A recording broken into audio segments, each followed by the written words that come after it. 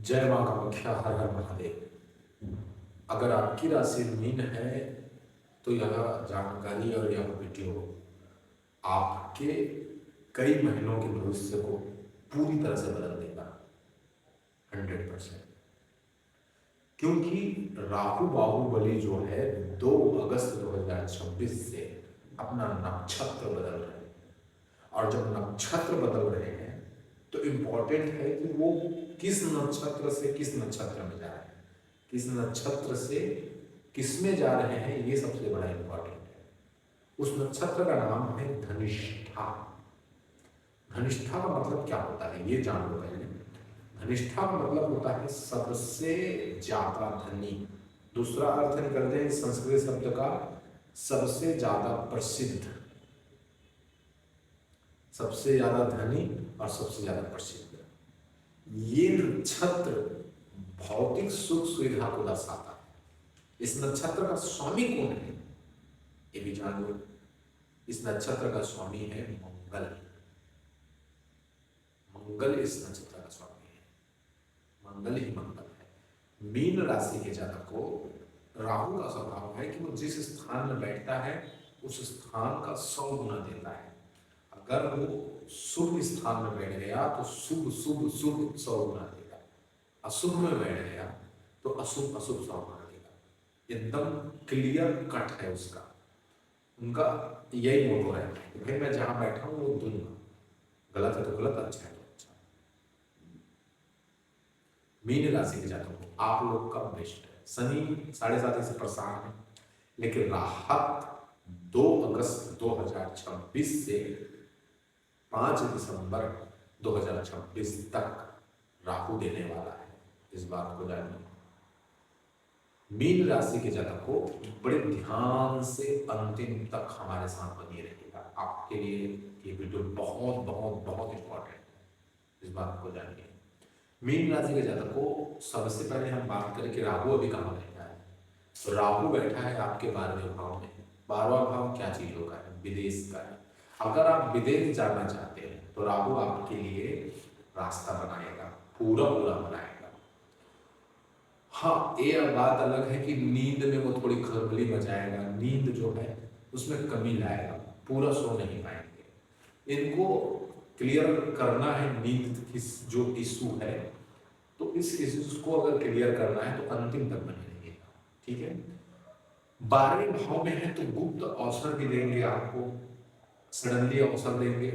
राहु जब 12वें भाव में होता है तो व्यक्ति को हॉस्पिटल का दर्शन करा सकते हैं, लेकिन दूसरों की भलाई के लिए, दूसरों के भलाई के लिए हेल्प करवाएंगे और वो पुण्य आपके जीवन में जुड़ेगा। इस बात को ध्यान में रखिए। निवेश करवाएंगे, अच्छा जगह खर्चा करवाएंगे। अगर राहु आपके लिए बेस्ट है तो अच्छा जगह खर्चा कराएंगे। 12वें भाव में बैठ करके राहु आपको विदेश और ऑनलाइन से सबसे ज्यादा पैसा देने वाले हैं। पैसे की बात करें, पैसे के साथ मान सम्मान, तो ये ऑनलाइन वाले लोग मुसीबत आएगी शनि के कारण, मीन राशि वाले, लेकिन छोड़ना बस मत, पूरा करके रहना। अब वहां बैठ करके वो नजर कहाँ मार रहे हैं, उनका नजर कहाँ है, इसको ध्यान कीजिए। मीन राशि वालों, राहु की जो दृष्टि है ना, वो दृष्टि आपके चतुर्थ भाव को दिखा रहा है। आपके चतुर्थ भाव की तरफ उनकी दृष्टि है। राहु आपके चौथे भाव को देख रहे हैं, 5वीं दृष्टि में चौथे भाव को देख रहे हैं। तो जब चौथे भाव को देख रहे हैं तो ये किसका भाव है? घर, घर वाहन माता सुख का भाव है। तो इस समय आप घर मकान या वाहन खरीदने का सोच रहे थे तो आप ले सकते हैं। अगर लेंगे नहीं तो बदल सकते हैं, एक घर से दूसरे घर जा सकते हैं, बिल्कुल बदलाव हो सकता है। गाड़ी भी आप बदल सकते हैं या गाड़ी ले सकते हैं, ऐसी स्थिति बनेगी। इस स्थान में अचानक परिवर्तन होगा, अचानक लाइफ में परिवर्तन आएगा। और अचानक लाइफ में परिवर्तन सडनली आएगा तो ये अच्छा ही रहेगा, क्योंकि उनकी दृष्टि अच्छे स्थान में है। ये जो स्थान है ये बहुत सुंदर स्थान में उनकी दृष्टि है। तो ये स्थान में दृष्टि होने के कारण संपत्ति खरीदने या बेच भी सकते हैं, मतलब अच्छा के लिए बेचेंगे और खरीद सकते हैं। जो सोच रहे थे कि खरीदे बेचे तो तो उनका बिक सकता है और खरीद भी सकते हैं।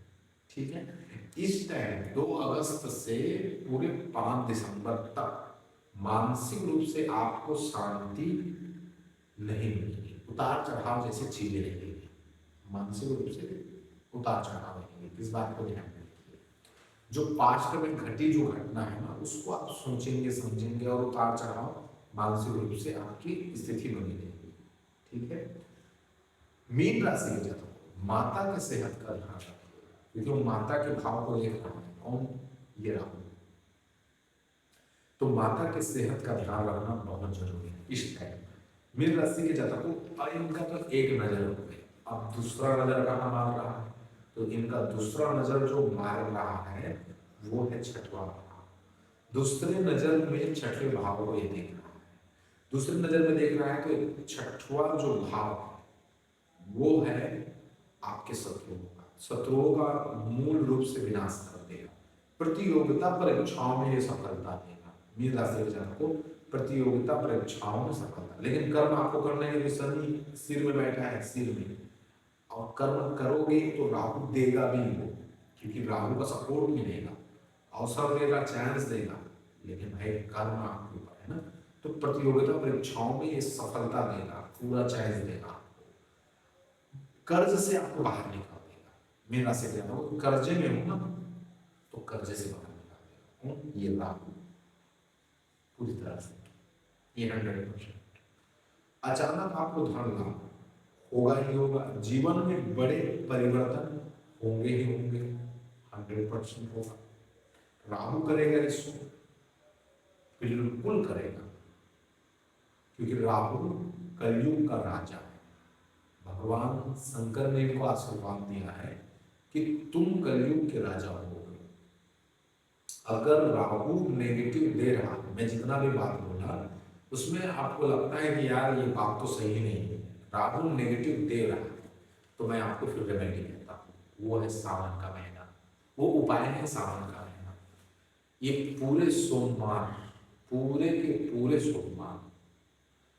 सोमवार, सावन महीने के पूरे सोमवार में आपको भगवान शंकर की आराधना करना है। उपवास धारण कर लीजिए, बहुत बेस्ट रहेगा। व्रत धारण करेंगे, धारण करके मैं रेमेडी बता रहा हूँ, राहु के पूरे प्रभाव को तत्काल नष्ट कर देंगे, क्योंकि राहु ने ही आशीर्वाद, राहु को ही आशीर्वाद भगवान ने दिया है कि तुम कलयुग के राजा रहोगे, लेकिन तुम्हें कंट्रोल कौन करेगा? वो है केतु, तुम्हारा शरीर। राहु सिर है, उनका शरीर केतु है। और केतु क्या है पता है? केतु किसके आश्रय में रहते हैं, किसके शिष्य है, किसके कंट्रोल में है? वो भगवान शंकर के कंट्रोल में है, क्योंकि केतु स्पिरिचुअल है और भगवान शंकर ही अपने आप में खुद ही वो स्पिरिचुअलिटी है। भगवान शंकर ही स्पिरिचुअलिटी है, आध्यात्मिकता है। इसलिए भगवान शंकर राहु को कंट्रोल करेंगे। भगवान शंकर के मंदिर जाइए, उपवास आप धारण कीजिए सोमवार को, जो जैसे आपको मन लगे जाए वैसे पूजा कीजिए, आपके लिए कोई विधि विधान नहीं, जैसा भाव हो। लेकिन एक चीज करना, मंदिर के किसी कोने में बैठ जाइए। जरूरी नहीं है कि आप गर्भगृह जो जहाँ भगवान का पूजा होता है वहीं बैठ गए, जरूरी नहीं है। आसपास मंदिर के कोने में कहीं भी बैठ जाइए, बैठ करके मेडिटेशन कीजिए, ध्यान कीजिए, क्योंकि ध्यान ही केतु है। जैसे आप ध्यान करते हैं केतु एक्टिव हो जाता है, मन शांत हो जाता है। जब केतु स्ट्रांग होता है तो राहु वीक हो जाता है। तो मन को शांति चाहिए तो केतु को पकड़ना पड़ेगा, भगवान शंकर को। कोने में बैठ करके मेडिटेशन कैसे करें? मंत्र जाप, ये मेडिटेशन नहीं है।